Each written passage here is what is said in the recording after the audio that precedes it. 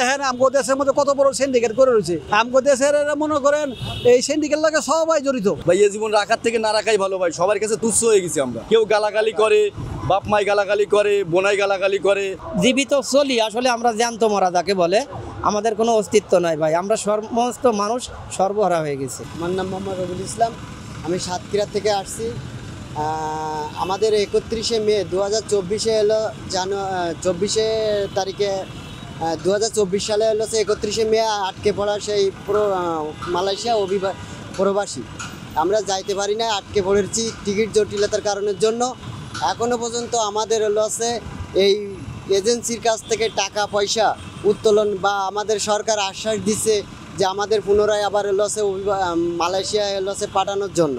তো এখনও পর্যন্ত আমাদের এই বিষয়টা নিয়ে কথা হলো সে রাখতেছে না। আমাদের কলিং পেপার এখনও আসে নাই, প্লাস আমাদের হলো সে টিটিসি থেকে ট্রেনিং করায় আমাদের একটা সার্টিফিকেট হাতে ধরাই দিছে। এখন আসিফ নজরুল স্যার আমাদের হলো সে এখনও পর্যন্ত আমাদের আশ্বাসের বাণী শোনাই যাচ্ছে, কিন্তু বাস্তবায়ন করতেছে না। আমরা যাচ্ছি মূলত কাজ করতে, বুঝছেন। আমাদের আবার 3টা পরীক্ষা নেবে, আমি তো পরীক্ষায় পাস না করতেই পারি। টাকা পয়সা তো যাচ্ছে, প্রথম চাইছিল ৬২,৫০০ টাকা, ৭০ থেকে ৮০,০০০ টাকা এরকম। তারপরে এখন চাচ্ছে ১,৬২,৫০০। এজেন্সির কাছে ৫ লাখ করে টাকা দিচ্ছে, এ টাকায় এখনো দেয়নি।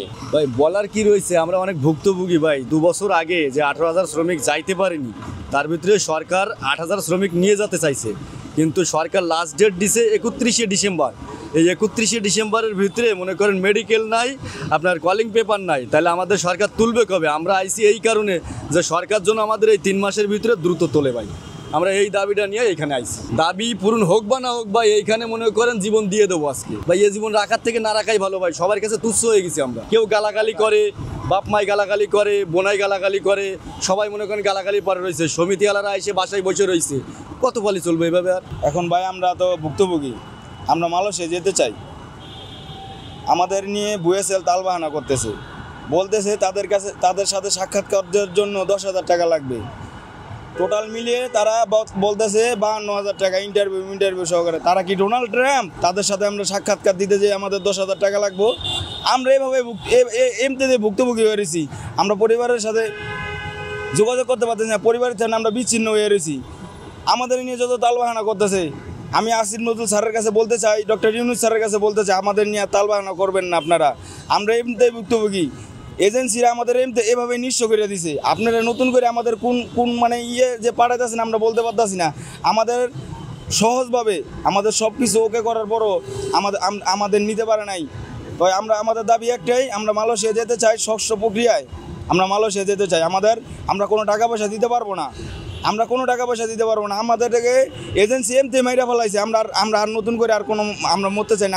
আমরা মইরা গেছি গা, আমরা আর মরতে চাই না। দেখেন আমগো দেশের মধ্যে কত বড় সিন্ডিকেট করে রয়েছে। আমগো দেশের মনে করেন এই সিন্ডিকেট লাগে সবাই জড়িত। এই বয়সেল আমগো 1,62,500 টাকার পরে এটা আমরা মাইনে নিছি, বয়সেলের দাবি, ঠিক আছে, এটা আমগো দিতে হইব।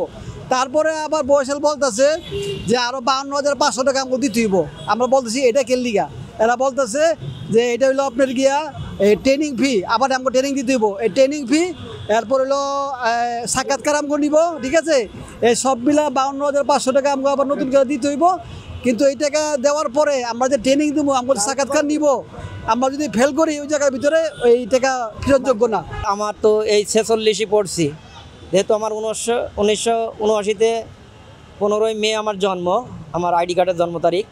তো সেই ক্ষেত্রে এখন আমার মনে হয় আমি তো 18 থেকে 45 যদি তাদের সিস্টেমে থাকে, তাহলে তো আমি সিস্টেমের বাইরে চলে গেছি, অবশ্যই আমি বাদ যাবো সেখান থেকে।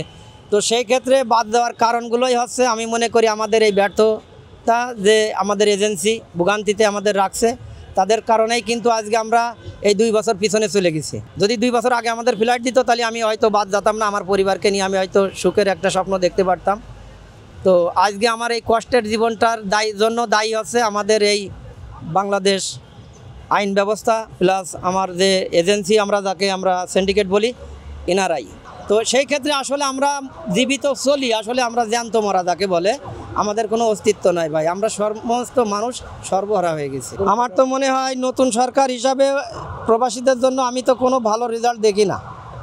আমার কাছে আমি ভালো রেজাল্ট দেখি না, শুধু সে মুখেই বলছে কিন্তু বাস্তবায়নে কোনো কাজ এখনও সেভাবে করতেছে আমার মনে হচ্ছে না। যদি আমাদের না নিতে পারে তবে আমি মনে করি যে আমাদের যে ক্ষতিগ্রস্ত আমরা যে 5 লক্ষ 6 লক্ষ টাকা দিছি এই টাকাগুলো যেন আমাদের ফেরত দেওয়া হয়, আমাদের ক্ষতিপূরণ সহ আমাদের ফেরত দিক এজেন্সির ডেকে। অবশ্যই আমি ঋণ হয়েছি, আমি 3,50,000 টাকা ঋণ আছি। যা ছিল সম্পদ সেটাও আমি নষ্ট করে ফেলাইছি, গরু ছাগল ছিল, কিছু জমি ছিল, সেটাও আমি বন্ধক রেখে মানুষের কাছ থেকে টাকা নিয়ে এসে এজেন্সিকে দিয়েছিলাম, সেটাও আমার জন্য একটা দুর্ভাগ্য হয়ে দাঁড়াই আছে।